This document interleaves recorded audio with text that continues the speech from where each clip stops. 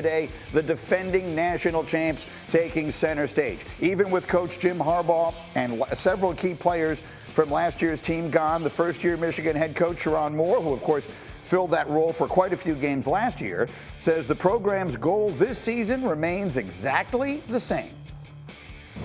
Win the big games, beat our rivals, beat Ohio State. Win the Big Ten, go to college football playoff and win it. Everything we do every day is a process, and we'll continue to strive to do that. And we'll continue to do that with contagious enthusiasm unknown to mankind. All right, so he's still using Jim Harbaugh's old most favorite expression. But there are a lot of missing pieces, not just the coach. Here's Sir Paul Finebaum. Paul, what are the realistic expectations for the defending national champs as they go into year one after Jim? I think they are on the cut line of the playoffs, Greeny. They're not going to win the national championship, and quite frankly, they're not going to win the Big Ten. Now, I wouldn't rule against them against Ohio State because of some of the subjects we've talked about earlier in the week with Ryan Day. But they can have a really good season. I think they're kind of around the 9-3 mark, but they have a couple of games if they turn, they could get to the playoffs. And probably the most important game early on is week number 2 against Texas. Texas, everybody loves Texas. We heard that last week. But if they could beat Texas at home, they're sitting pretty and they have a legitimate shot. But right now they're a tweener between getting in and getting out.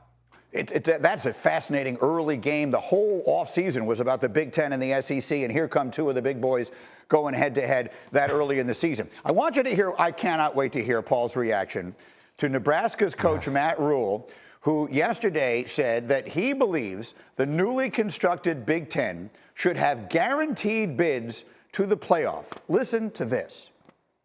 I think 4 teams from this league should get in every year because this is the best league. This is the NFL of college football in my mind. It stretches from coast to coast, different time zones, different weather. That's not to diminish any other league. The SEC is amazing. These other leagues are great, but the challenge in the Big Ten is going to be really difficult.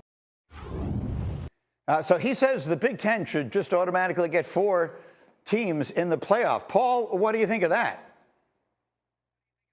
Matt, stay in your lane, okay? Job 1, win enough games to get to some stupid bowl game. Don't worry about the big boys because you're not one of them. We saw what you did in the NFL. You were a complete disaster in Carolina. You somehow got this job in Nebraska, and you're talking like you belong at the table with Ohio State and Georgia. You don't. Just try to win maybe 6 games. Quit choking big games on the final play and leave the punditry to the professionals. Thank you. This has been a public service announcement from Paul Finebaum, and it absolutely lived up to everything we were hoping it would be. All right, one more. Let's go to your backyard there, Mr. Finebaum, and that is the SEC, another conference expected to have multiple teams competing for a playoff spot. And, of course, a lot of pressure will be on Alabama's quarterback Jalen Milroe in the first season without Nick Saban. Here was Milroe on the lessons he learned from his legendary former coach. Trust the process. Every process is different when it comes to just trusting in your journey. And as a guy that came in from Texas and being acclimated to a new environment in Alabama and how you push every single day to accomplish any goal that you want to achieve, there's adversity that comes along the process. There goes times of self-doubt. There's times where you have to push through hard circumstances.